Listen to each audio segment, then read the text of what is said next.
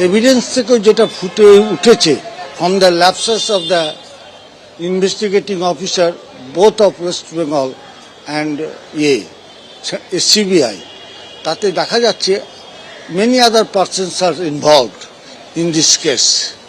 আমরা বললাম যদি ফার্দার ইনভেস্টিগেশন যদি না করা যায় তাহলে actual culprit or all the culprits cannot be put to the book.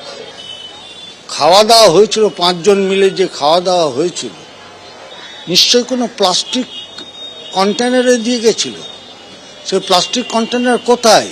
কোনো সিজ করেছে? যেখানে খাওয়া দাওয়া হয়েছিল বলছে, তাহলে সেখানে নিশ্চয় খাওয়া দাওয়া হয়নি। Where is the plastic container? বা যারা যারা ওখানে ছিল তাদেরকে কেন জিজ্ঞাসা করা হলো না যে প্লাস্টিক কন্টেনারগুলো গেল কোথায়? সেকেন্ড কোশ্চেন যেটা আমরা মেনলি ধরেছি, যেটা হচ্ছে এই যে পিএমটা হয়েছে, পিএমটা মোস্ট পারফাংটারি ম্যানারে পিএম হয়েছে। ইন এ মোস্ট পারফাংটারি ম্যানার পিএমটা হয়েছে এবং পিএমের সমালোচনা আমরা রিটিন আর্গুমেন্টে টোটালি লিখেছি।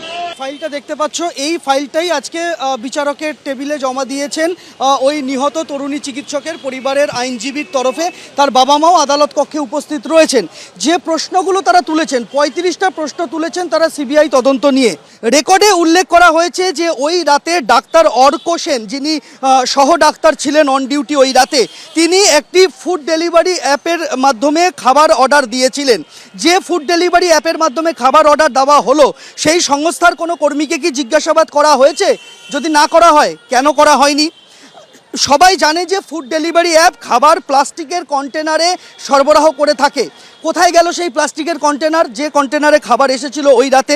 ঘটনাস্থল থেকে কোনো কন্টেনার সিজ করা সংক্রান্ত কোনো নথি আদালতে সিবিআই জমা দেয়নি। তারা প্রশ্ন তুলেছেন যে যদি ধরে নেওয়া হয় যে খাবার পরে কন্টেনারটি ফেলে দেওয়া হয়েছিল, তাহলে সেই এভিডেন্স জোগাড়ের চেষ্টা করা হলো না কেন? ওই রাতে একসাথে সবাই বসে খাওয়া দাওয়া করেছিল এমন কোনো চিহ্ন ঘটনাস্থল থেকে বা তার সংলগ্ন কোনো জায়গা থেকে তদন্তকারীরা বাজেয়াপ্ত করে আদালতে সেই নথি দেননি। এইটা নিয়ে প্রশ্ন তোলা হয়েছে। যে ডিজিটাল অ্যাপের মাধ্যমে খাবার অর্ডার দেওয়া হয়েছিল ওই রাতে, সেই অ্যাপের ডিজিটাল অ্যাকাউন্ট সিজ করা হয়েছে কি? ওই খাবার হয় অর্ডার দিয়েছিলেন ভিকটিম তরুণী, অর্থাৎ যিনি নিহত হয়েছেন তিনি, অথবা তার কোনো সহচিকিৎসক। তাদের ওই ফুড ডেলিভারি অ্যাপের অ্যাকাউন্ট অ্যাভেলেবেল ছিল তদন্তকারীদের কাছে।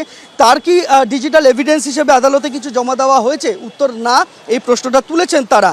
যে টেবিলে রাতের খাওয়া দাওয়া হয়েছিল আরজি করে ওই রাতে, সেখানে এভিডেন্স কিছু সিজ করা হয়নি, এটা নিয়ে তারা প্রশ্ন তুলেছেন। এবং সার্বিকভাবে তারা প্রশ্ন তুলেছেন যে এই সমস্ত বিষয়গুলি মাথায় রাখলে seminar hall is not the place of occurrence, অর্থাৎ প্লেস অফ অকারেন্স ঘটনাস্থল সেমিনার রুম নয়। এই বিষয়টা আদালতকে লিখিতভাবে জানানো হলো নিহত তরুণী চিকিৎসকের পরিবারের তরফে।